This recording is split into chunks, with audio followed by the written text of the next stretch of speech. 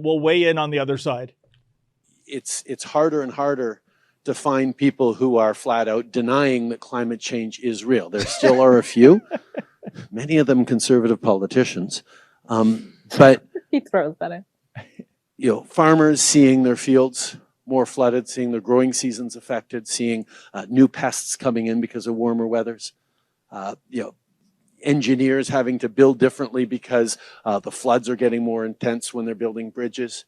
Like the challenges and the shifting and the cost of climate change is increasingly real. But at the same time, the opportunities as a motivator to deal with climate change are becoming more and more real as well.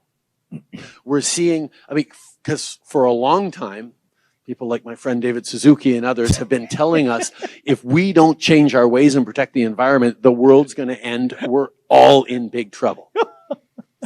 And that has scared a few people into behaving better and being thoughtful, but it hasn't led to the massive shift that we need. Because it's, you know, the tragedy of the commons. It's like, even if I do everything I can, if they're still polluting, I'm going to hurt my own quality of life, and we're still going to end up in the toilet as a planet. So what we've had to do is change the mindset across the board. One of the best ways of doing that is to actually put a price on pollution. That's what we chose to do. And it was a huge fight when we did that. But if individuals and families and companies and businesses understand that the more greenhouse gases they emit, the more there's going to be a cost associated with it, that's incentivizing people to change. Now, the problems with prices on pollution is so much of our society these days is grounded in things like oil and gas that emit carbon when you burn them, that it brings extra costs for families. Yeah, do you think? You know, Andreas, blackface has done it again. He has conflated. Yes, my friends, that's the Prime Minister of Canada explaining to a room full of people that are not allowed to talk back to him about why it's okay that he taxes us out of our asses. So let's talk about the carbon tax, because I genuinely don't think people really realize that we're being taxed for so much. So every time a food brings its things here, that's extra money. Okay? Every time somebody makes food, it like the whole process of food is emitting carbon, right? Tax. I would like to know where that money's going. Can someone tell me who's getting this money? Because I have no idea why we have this tax on something invisible. This government has convinced us that for some reason Trudeau can emit more emissions by the amount that he takes a plane in a month than we do an entire year, and tell us that we need to be taxed for it. This government is lying to you. If climate change was as serious as it is, and I will just tell you guys that forest fires happen, I will tell you that weather does change, and I will tell you that if the weather's changing, the climate's changing, because they're two different things, it is probably because of the weather modification. Go look it up. It's actually a thing. It's a bill. I think it's called HARP here. It might not be called HARP. I don't know, but I know that it's in Nova Scotia. So this is just our Prime Minister condescendingly talking to a bunch of, I'm pretty sure, students about why it's okay that he's taxing us, because he talked to David Suzuki about it. David Suzuki also says that we should depopulate the world and that there's too many people and doesn't like immigrants. So why is he getting advice from David Suzuki when David Suzuki has openly said, I don't know why the Canadian government's bringing over so many immigrants. That's not good for climate change. So why is he doing this? Well, Because he's name dropping because young people know David Suzuki. That's why. So in this video, I'm going to tell you guys 5 reasons why the Liberals, it might be more. I was vegan for 5 years. I did a lot of studying. And I'm going to tell you in this video why I know that the Liberals don't give a shit about us. And you're in for a real treat because there's so many things that these Liberals could have done in the last 8 years that they have not done. And not only that, okay, yes. So there's a lot to get into, so let's get into it. I have got my handy dandy notebook with me. So number 1, invest in greenhouses. You cannot tell me that it is better for the environment to haul over all of, he says in one of the clips, oh, farmers are seeing new bugs. Because we import so many effing bugs from different places all over this world that it brings over bugs. And that doesn't even take a scientist to figure that out. If you've ever worked as a cashier at Walmart, you've seen some pretty fucking weird bugs. So, okay, it's still doing it. So, yeah, they would invest in greenhouses. I know people are like, greenhouse gases. You're telling me that it's a bad thing to have a greenhouse. I don't know if that's actually legitimate. Don't quote me on that. But, like, why do we not have greenhouses so we don't have to ship over our food from different countries? Why? That would eliminate, I'm pretty sure, 2 of the things that he says that farmers are dealing with. Honestly, I just don't understand. So that's number 1.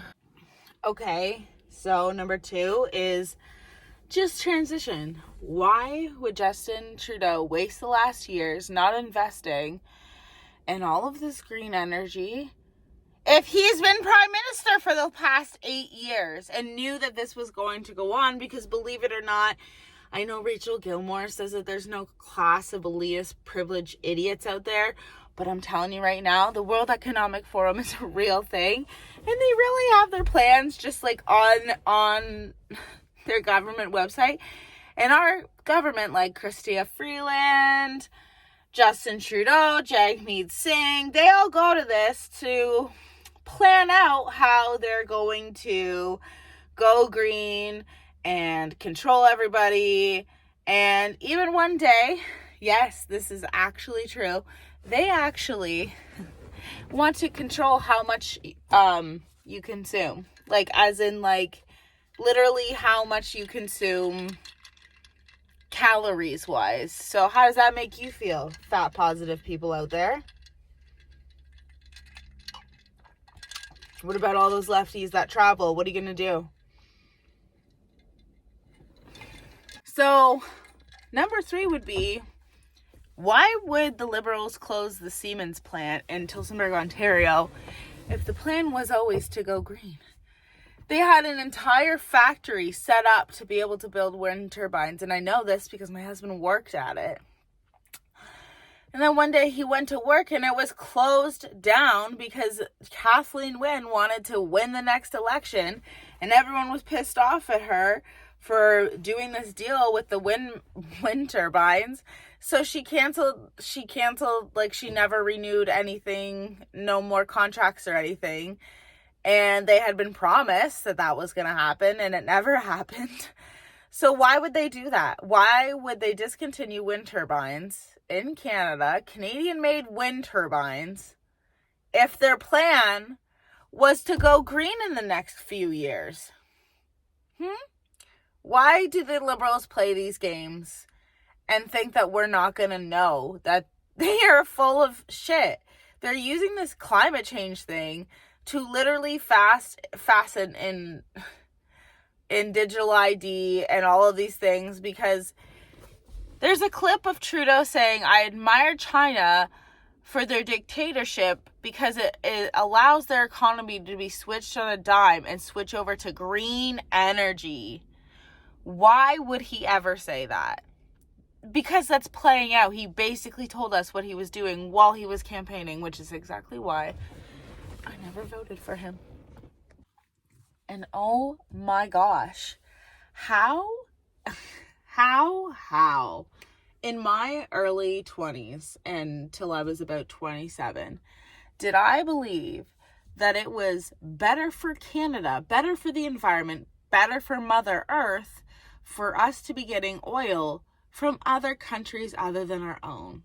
Well, because they've demonized the F out of pipelines by using Indigenous people for that, which is not a surprise, because when you just put back the pieces of everything that they do, it just really puts in the plan of owning all of us. And of course, they would start with the Indigenous people in the pipeline, because that, you know, is the key gateway to the Green Party. But I'm here to tell you that not every Indigenous person out there wanted the oil and gas sector to leave, because a lot of people made a ton of money within their communities with the oil and gas industry, and a lot of them signed it over. It wasn't something that wasn't signed, and I'm not saying it wasn't, you know, done unethically, but there were some people on TikTok saying it was done unethically. I have no personal idea, but it opened my eyes to see that, hey, not everybody, you know, agrees with this, and that's fine. And it's fine if you're an Indigenous person that doesn't agree. I'm just telling you that our way of getting oil is way better than Russia's way of getting oil. And no matter what, it's like, you know, you should care about Mother Earth in general. So what's the difference if you get it from Russia or Canada, except for the fact that people literally are getting this with slavery, right? Like from other countries and stuff. Yeah. So I don't know how they convinced me that getting oil from other countries was the best case Ontario, but they did. And that's something you guys should really think about too. Even the vegan thing, even when I was vegan, I was like, yeah, it doesn't sound like it's better for the environment to like ship over my vegetables rather than just eating some meat that is grown locally. But they would show propaganda, all of these studies that showed that that was the better option. It's the next day. I'm about to go shower and do my video for today, but I needed to add a few things. You can tell I'm tired. First of all, you are electric vehicles and electric batteries are literally using children and slaves to get their cobalt, even though we have an entire town I live by called Cobalt in Ontario where there's tons of cobalt, but God forbid our government invest in that kind of, you know, green energy, clean energy. They won't. I don't understand why. Number two for today is that we don't have a power grid to hold all of our electric vehicles. If they make a replacement battery for an electric vehicle is literally $52,000 or something crazy like that. Like it's over like $28,000. It's either 28 or 58 or something like that. And I just don't understand. Like obviously driving will be for the elite. Okay, we won't even be able to go see our family down south in one trip if this happens. So if they obviously, which they will, law out gas guzzling trucks and vehicles. I say that jokingly because it's what it is. Anyways, they would also recognize that when the batteries are done and they can't be recharged or anything, where do they go and what happens to them? What happens to all these electric vehicles? Because it's cheaper to buy a new electric vehicle than it is to replace the battery. So you tell me how that's energy clean. Please, honestly, tell me. Because electric vehicles can't even, if you've lived up north even for a winter, you'd realize that northern Ontario wouldn't be able to handle it, let alone Alberta, BC, like all of these other places. So I welcome you to, you know, show me what this power grid's going to look like, number one. Number two, it just amazes me that people have no idea. Like, are they explaining to the people how bad, you're still mining for natural resources within the earth to use battery? It's just what I don't understand. You're just replacing one with the other. You know what I'm saying? I genuinely don't know why they're doing this, why the propaganda's here, why they think it's all like this. But I know that it's not true. It's like, I listened to Ezra Levant. He has a book called Ethical Oil. Listen to it, figure it out. Just listen to it and make your own conclusions. I know that whatever we're doing to the earth, this video isn't me coming on and telling you like, oh, there's no such thing as climate change, blah, blah, blah. I believe that the government is aiding in the fact that this is happening, and that none of this is our fault. We're not the ones in charge of big corporations. We're not the ones in charge of, making laws and stuff like this. They are. They're the ones that have weather modification, and you don't know what that does to Mother Earth. But I promise you that no amount of money will make Mother Earth stop. Mother Earth will always win. You don't get to decide that. So while we get taxed to shit, like Justin Trudeau said, other countries around the world aren't doing anything. And that means that Mother Earth will win and Canada will go down with it. And just because we're paying a carbon tax doesn't mean we're somehow protected on this invisible dome from the rest of what's happening in the world. Canada has some of the best and one of the first eco laws in the world, okay? Protecting the land. We are good at it. We are ethical. Please stop believing the propaganda that the mainstream government puts out and just look into it. Go to the government website and read these things for yourselves. Please, if you don't believe me. I'm not going to sit here and provide sources because I'm relaying these messages. I will provide the sources. I mean, I am on YouTube, but like,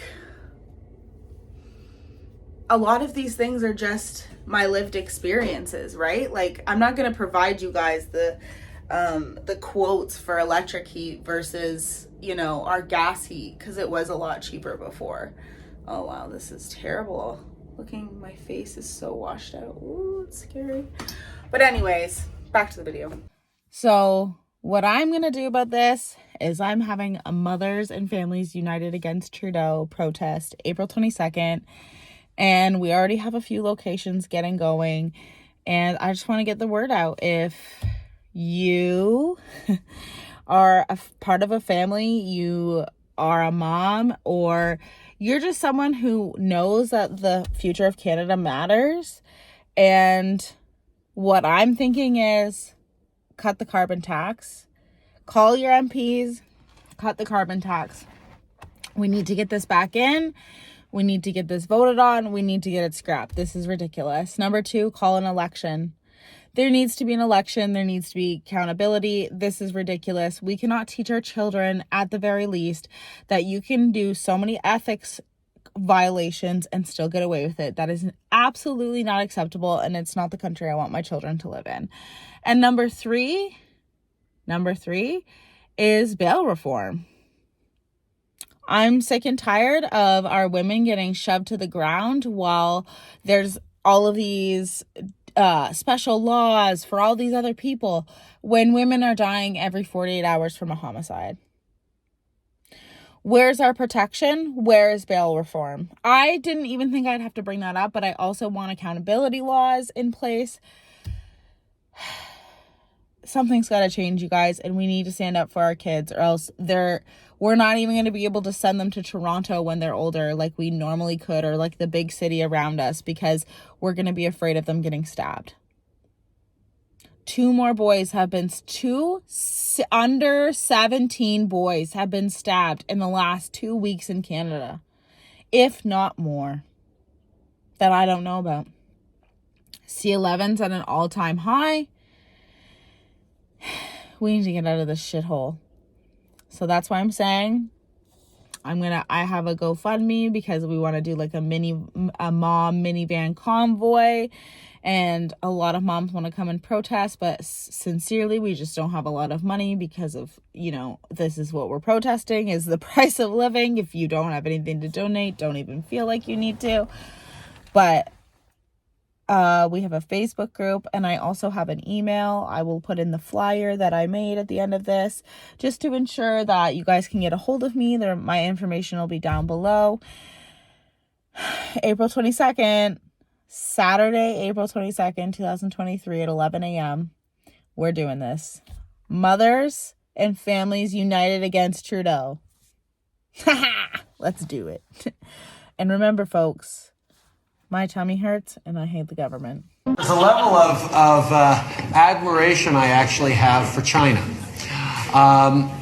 because their basic dictatorship is allowing them to actually turn their economy around on a dime and say, we need to go green as fast as we need to start investing in solar. I mean, there is a flexibility that I know Stephen Harper must dream about, of having a dictatorship that he could do everything he wanted.